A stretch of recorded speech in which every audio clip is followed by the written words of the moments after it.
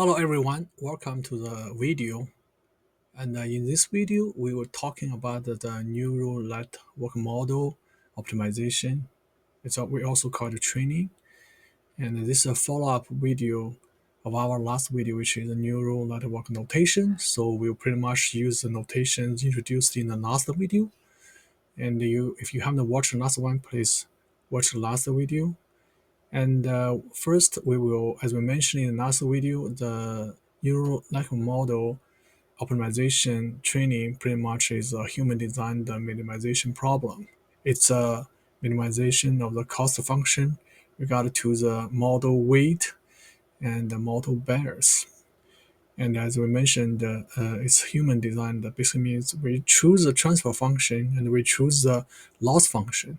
So by this design, we will make sure this cost function is differentiable. And when we're looking for the optimization minimal value, it should be converged at the optimal minimum point.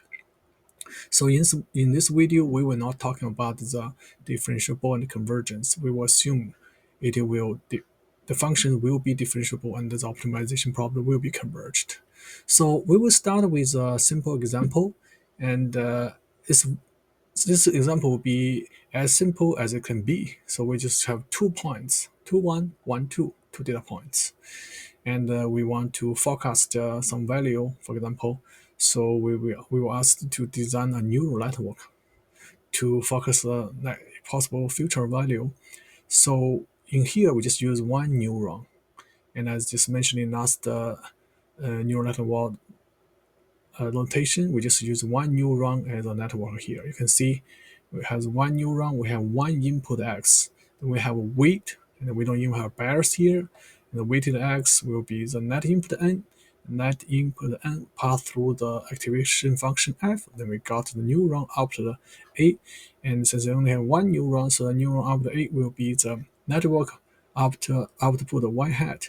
Then this y hat will feed into cost function to evaluate the performance of the neural model.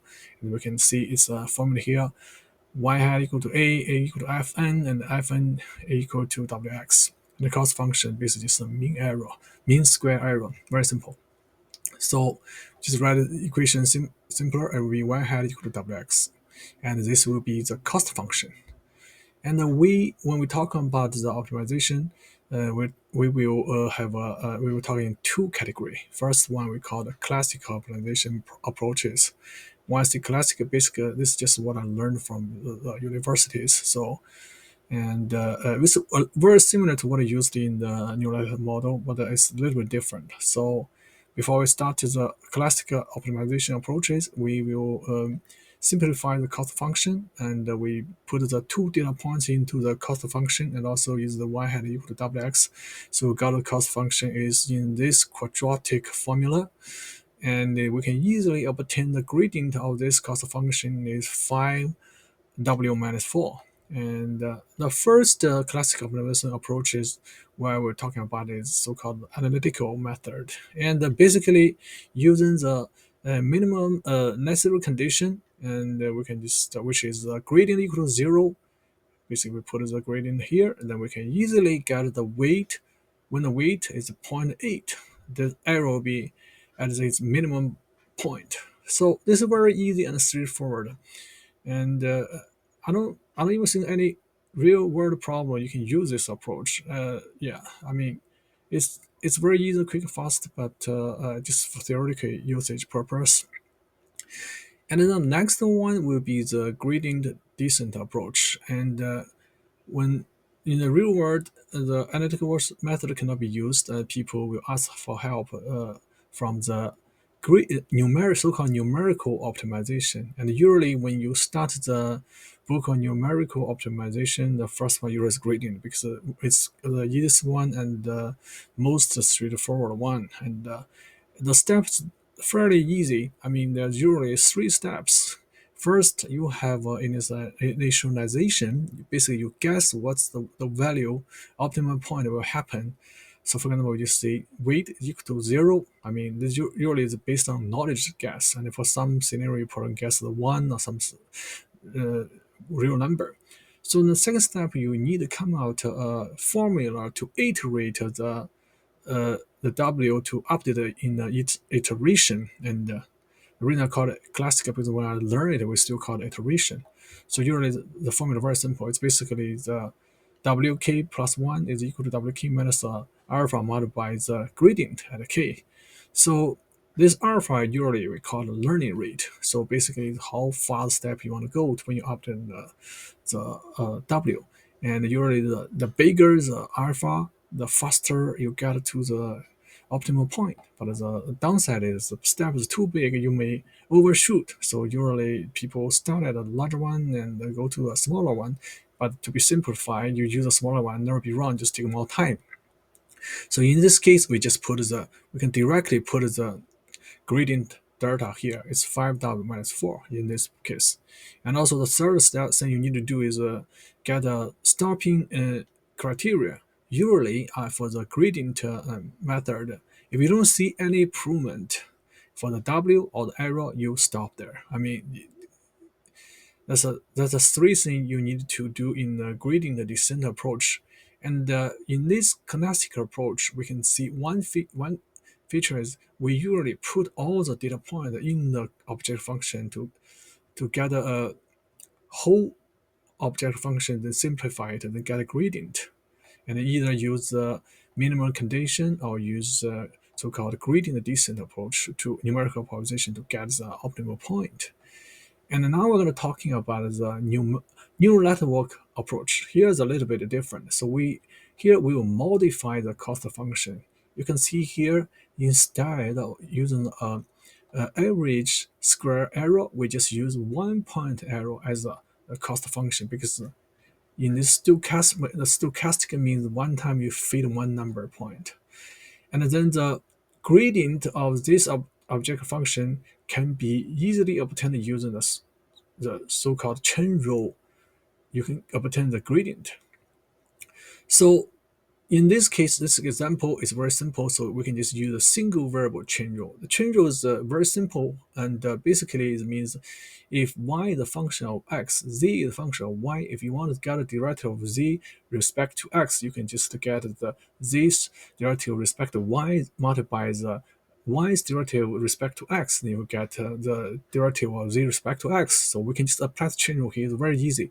And if you're looking at the formula of the neural network model here, y hat equal to a equal to fn, and fn equal to wx. So if we want to get the cost functions derived with respect to the weight, we can first do the cost function derived with respect to the y hat, multiply the derivative of y hat respect to neuron up to a. We got the derivative of a respect to n. Then we got a dn dw. Then we can get the dc to dw, and we just get the derivative of each step, and which is very simple. For example, derivative of cost respect to the y hat, you can easily using this cost function, you get is 2y minus y, and now since we're already in this simple neural network model, the y hat equal to the a, so basically it's the 1. And also we choose the active function very simple, basically is a equal to n, so basically dn derivative of n dn dA dn will be so 1 simply. And also similarly we got a dn dw, which is x, and we simplify the equation, we got the gradient, stochastic gradient, which is 2 by x by wx minus y. And you can see this stochastic gradient is different with this classic gradient. And this gradient will be used in the stochastic gradient approach method to find the minimum point to get the best value for the weight for the neural network model. And similarly, it also has three steps. First, initialization, you have a guess of the weight of the model. Usually we start with a 0. And also when the training, you can see this difference. We call it training, we don't call it iteration anymore. The formula will be wk plus 1 equal to wk minus alpha multiplied by the stochastic gradient. It's very similar, but the only difference here is this gradient will be different with the classic gradient, will be replaced by the stochastic gradient. And using this after a lot of iteration or trainings, and the stop criteria is very similar. If you don't see any improvement of the weight or the error anymore, you will just stop. Pretty much you will get a, we call it as a optimization converged. You find the minimum point of weight, so your training is finished. So this pretty much is a neural networks approach, which is stochastic gradient approach. And now we're going to talk about the results. And I did a little spreadsheet. I mean, because this is an example, very simple. You don't even need to do any programming anyway. So I put in the spreadsheet. You can see I put three results here. The first one is so-called the green one, is the so-called the analytical approach. You can see it's directly got zero point 0.8. Then if you use you use a classic gradient descent approach, you can see it's a blue line. It will be because I suppose start with 0. For each iteration, it will keep improving and getting close to zero point 0.8. And I just stop at a certain iteration. So you can see you get more step, you got more closer. And similarly, if we use the stochastic gradient approach, basically means every time I fit 1 point, using the stochastic gradient to update the weight, you can see it will show the similar trend is getting closer to the real optimal point. But you can see a zigzag there. And that's if you use the single point trend model. And if you use a batch, means you have multiple points, and this zigzag can be improved. And the other thing I want to mention is this learning rate. And for example, when I do perform this Excel calculation, I choose 0.01 as learning rate. It will slowly get close to the optimum point, which is 0.8. If I change the point to 0.02 or 0.05, it will very fast getting close to the real optimal point. So basically, but there's a danger you could overshoot. So basically, the how to choose the learning area will be art when you're training the neural network model. And anyway, you can see this from the figure, and all the method you can approach the optimum point. Either just one step at the point, and multiple steps of training the gradient method.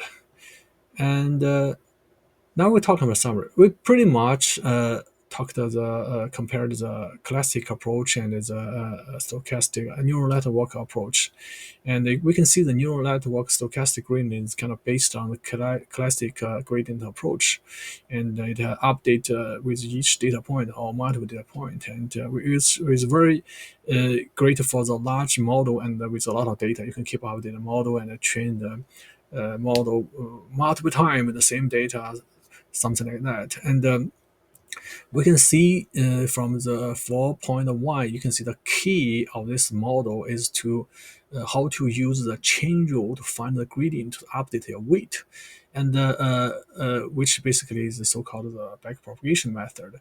From this single variable, which is just one weight, you can see the change rule is very simple. Imagine if you have a lot of layers, and each layer has a lot of neurons, and this will be very complex, and that will be the single variable change rule won't work anymore. So you have to dig deep into a little bit into the multiple variable change rule, and then you will get the so-called backpropagation algorithm.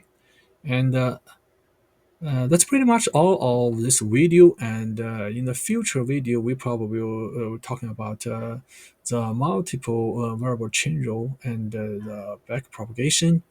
And thanks a lot for your time, and hope see you in the next video. Thank you. Bye.